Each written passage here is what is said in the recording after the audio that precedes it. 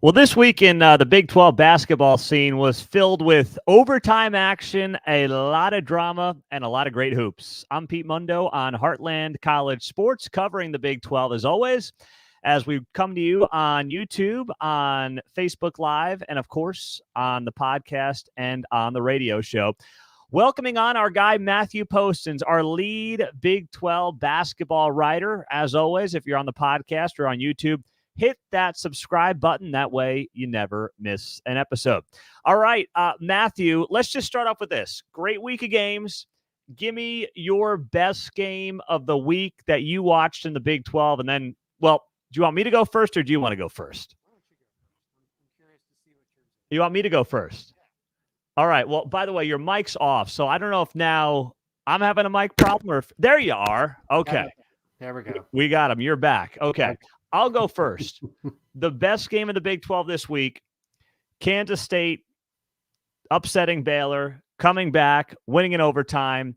K-State hands Baylor its first Big 12 loss, and the Big 12 is just as chaotic as could be. I mean, that to me is the game of the week, the way that thing went down the stretch. Jerome Tang beating his former boss again. He's now 3-0, and Jerome Tang is 10-0 in overtime games, which is just a ridiculous stat, Matthew. So that was my game of the week. What about you? Yeah, I mean, the ending of that game, Baylor kind of helped them out a little bit with Jacoby Walter fouling Arthur Kaluma the way he did, and Kaluma draining that three to give them the lead. I mean, if you're going to foul a three-point shooter, you're going to get called for the foul if you run into him. It's just going to happen.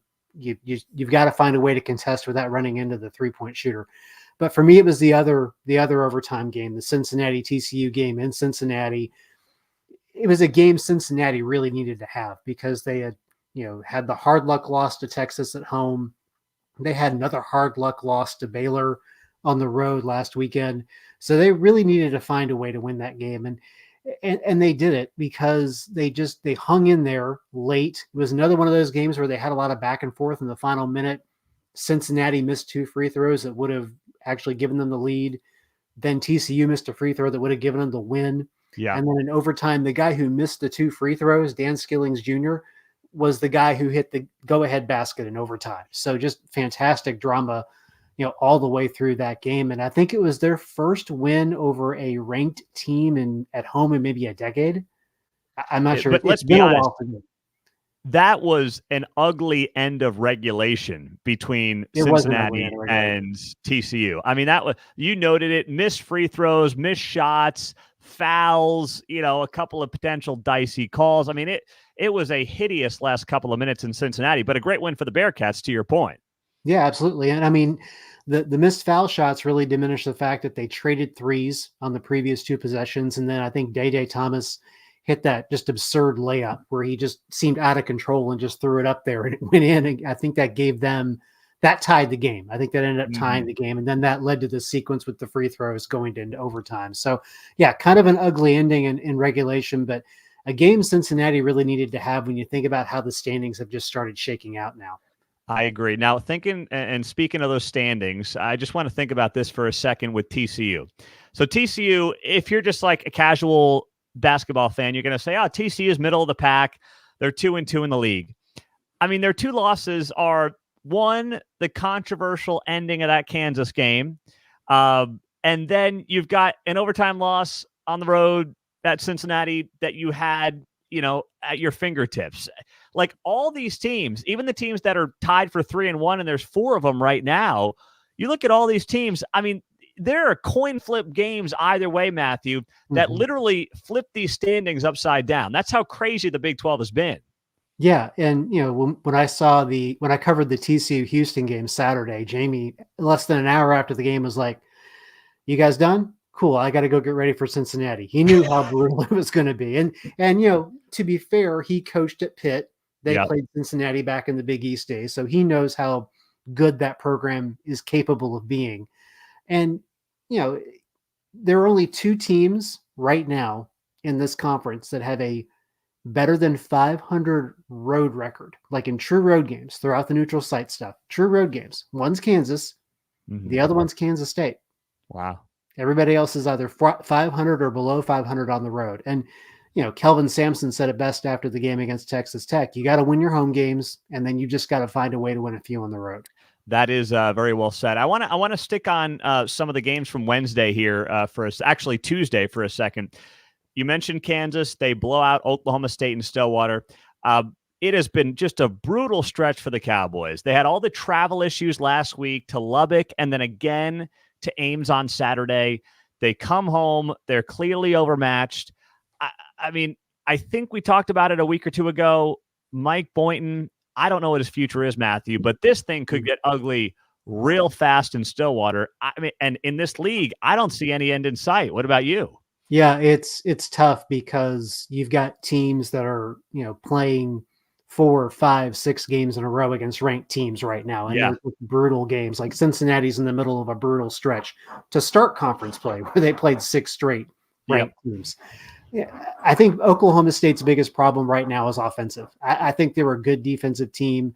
They're missing the rebounding and the intimidation they had inside last year with their 2 big guys, but they're just not a very good offensive basketball team right now. And if you can't score in this league, if you can't do it at a high level, if you don't have 2 or 3 guys that can really get you, 14, 15, 16 points on a regular basis, you're going to have these kinds of struggles. And when you throw in the fact that he's playing a lot of freshmen, a lot of young guys, albeit great recruits, but still freshmen. So they're still trying to kind of feel their way through college basketball.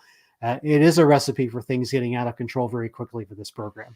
But I feel like that's been an issue for Mike Boynton, that side of the ball. I mean, they've had some of those dudes on defense that can lock you down, but man, the offense has always, I feel like, been an issue for this team in now the 7th year of Mike Boynton.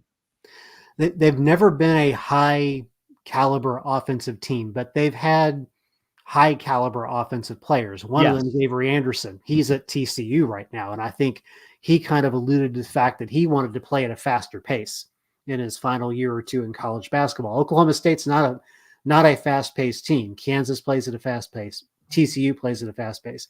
Oklahoma State plays more at a half-court pace.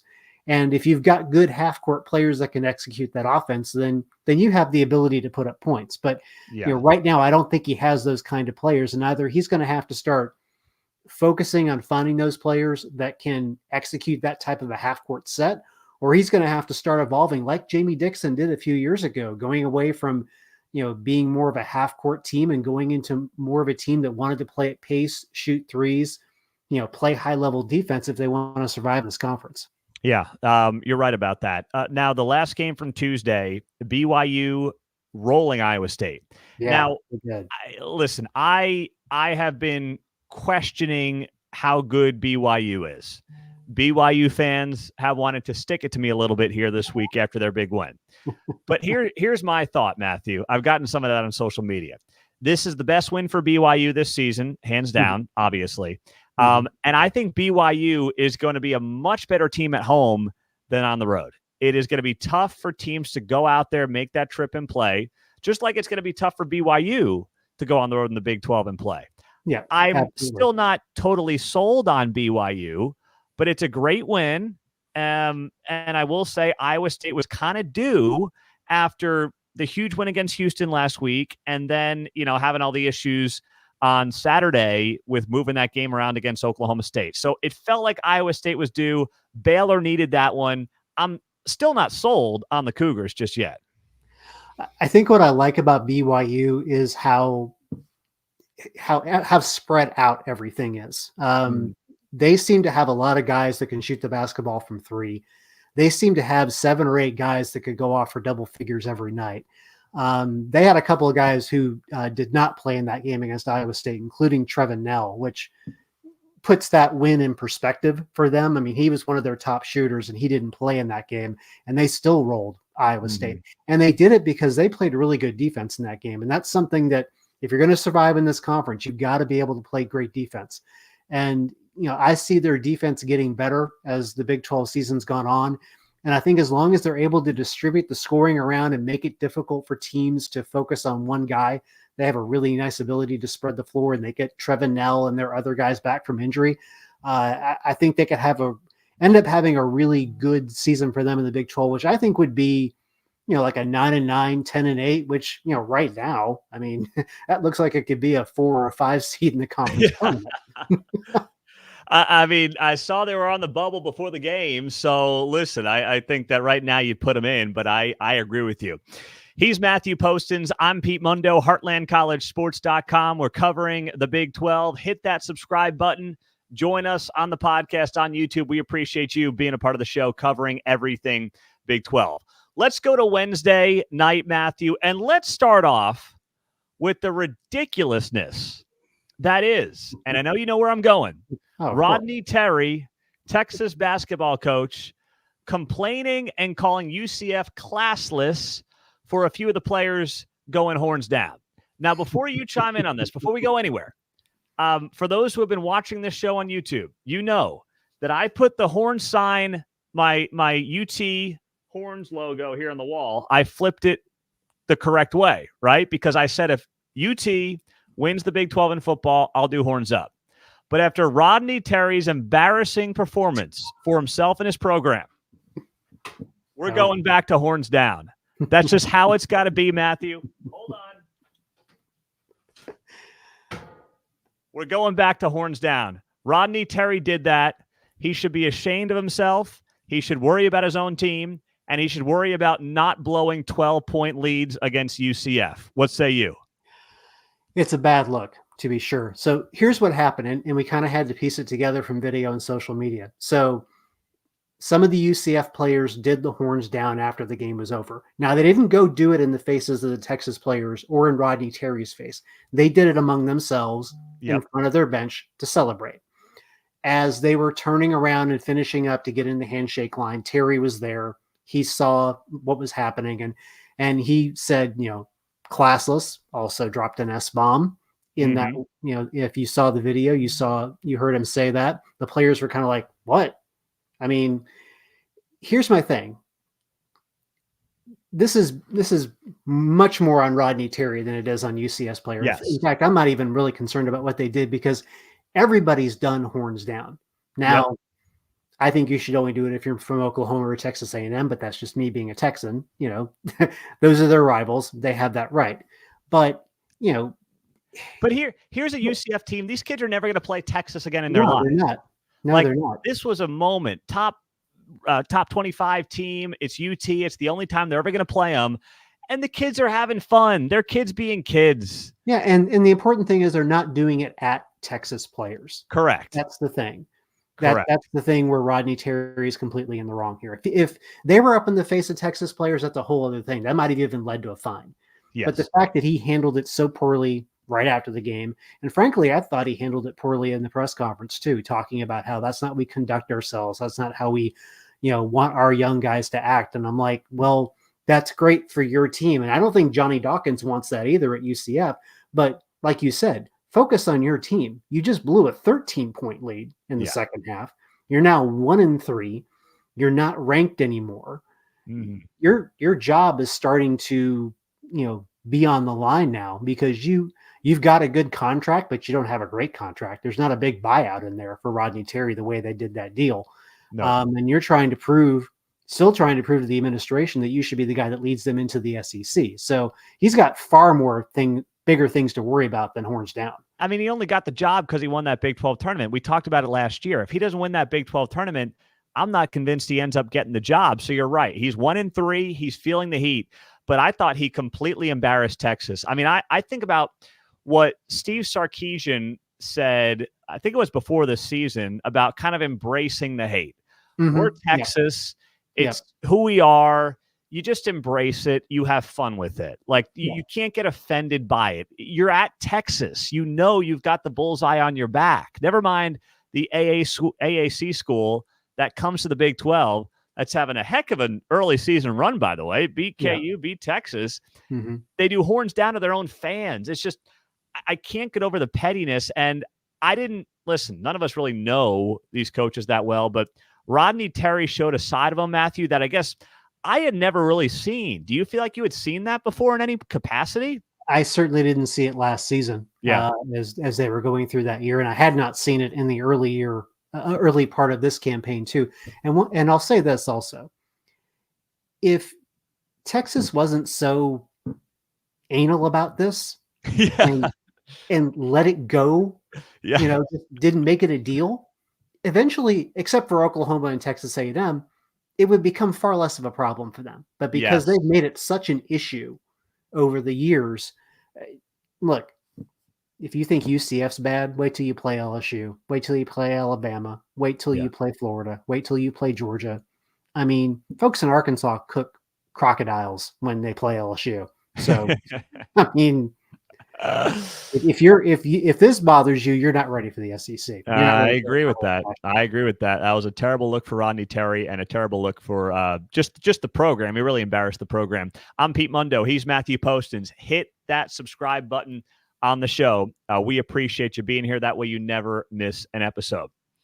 Matthew, when you look at the Houston and Texas Tech game, Houston needed that, I think, for themselves as much as anything. I mean, if this team had dropped to, I guess they would have been 1-3 in league play had they lost this one and losers of 3 straight, you would have started to question yourself a little bit. So they needed this.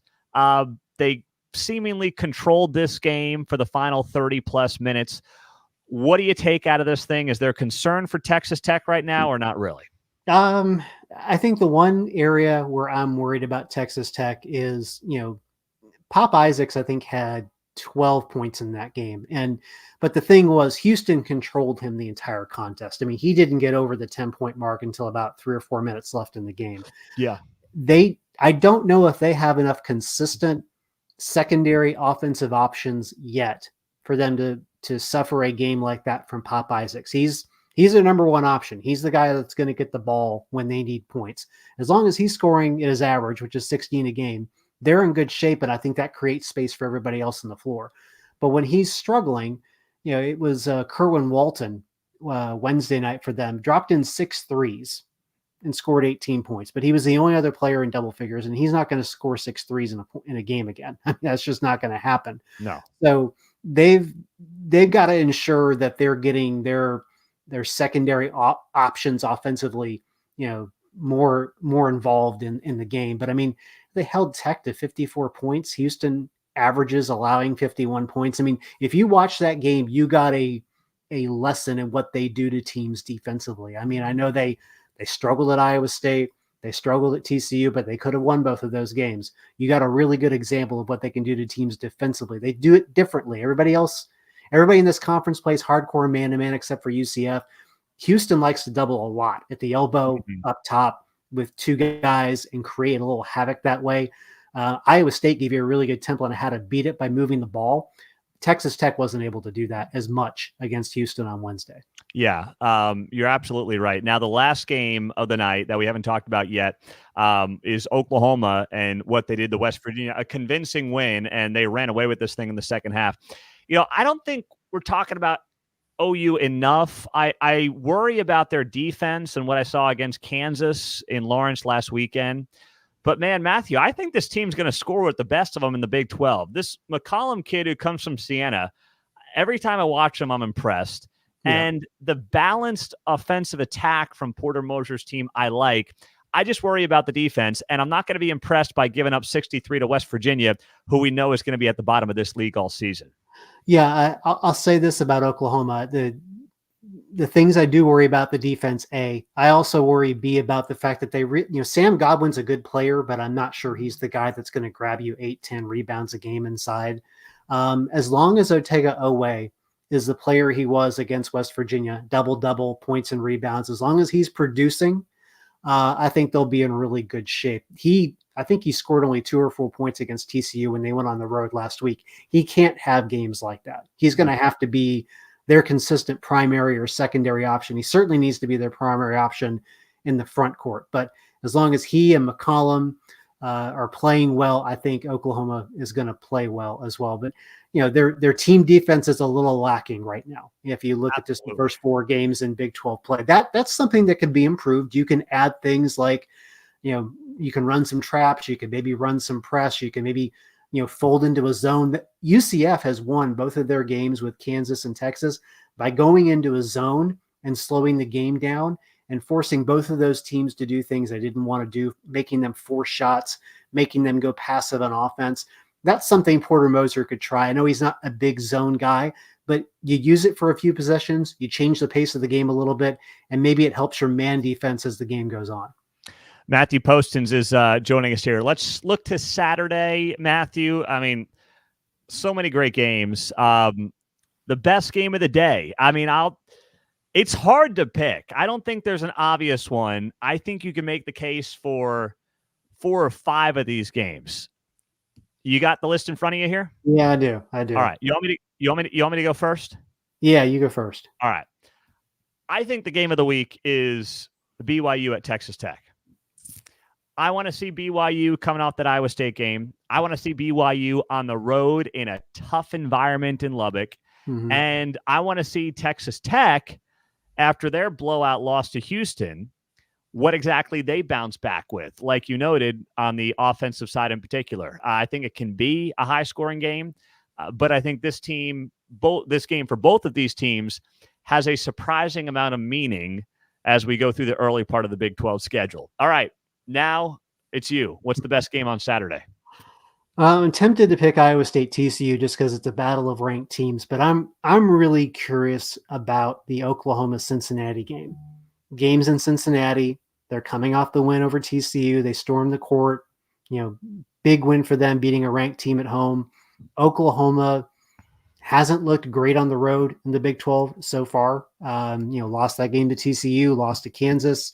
They're coming off that nice win over West Virginia, but as you intimated, West Virginia is not the best team in the conference. They're not that they're not challenging, but this is going to be a bigger challenge for Oklahoma.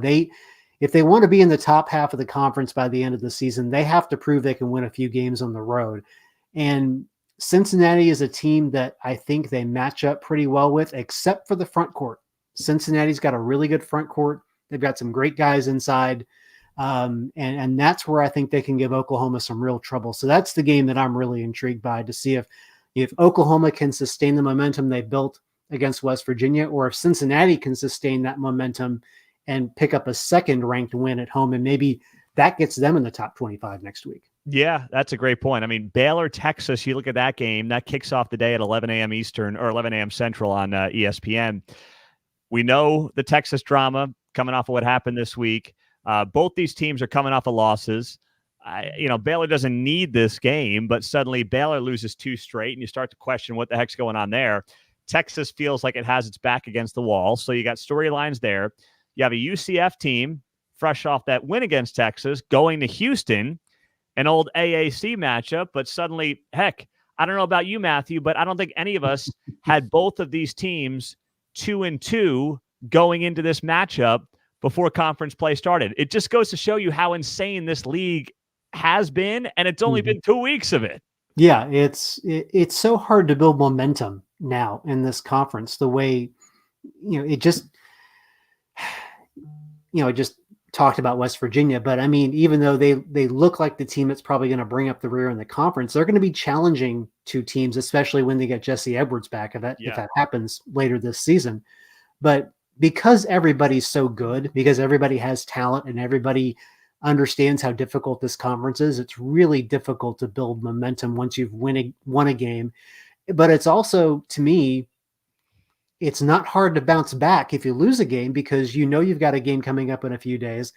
And it's not like you're going to play a mid-major team. You're going to play a team that is at your level. Mm-hmm. And you have to bring your A game to beat them. And it in a sense, it kind of gears you up for that game, even though you're coming off a loss. So, we haven't seen big losing streaks so far, but we haven't seen big winning streaks so far, aside from the 3-0 start that Texas Tech had. Yeah, well, it is going to be a heck of a Saturday. Can't wait. This has been the most fun I think I've had just watching the first 2 weeks of conference play. It's been unbelievable. And Matthew, you'll be writing about it. You'll be covering it, and we are in for a great Saturday. So make sure that you are subscribed to this show, of course, whether it's podcast, YouTube, whatever it might be. And, of course, go to the website, sign up for the free message boards as well. We've got a lot of interaction on there, and great way to interact with all the guys on the site when we're not doing things like this. So, Matthew, enjoy the games. I know you're going to be all over it, and we'll be following you on social media at Postins. So, good stuff, man. Always appreciate the time. All right. Thanks, Pete. Appreciate it. All right. We appreciate you guys, and we'll be talking to you soon here on HeartlandCollegeSports.com. See you later.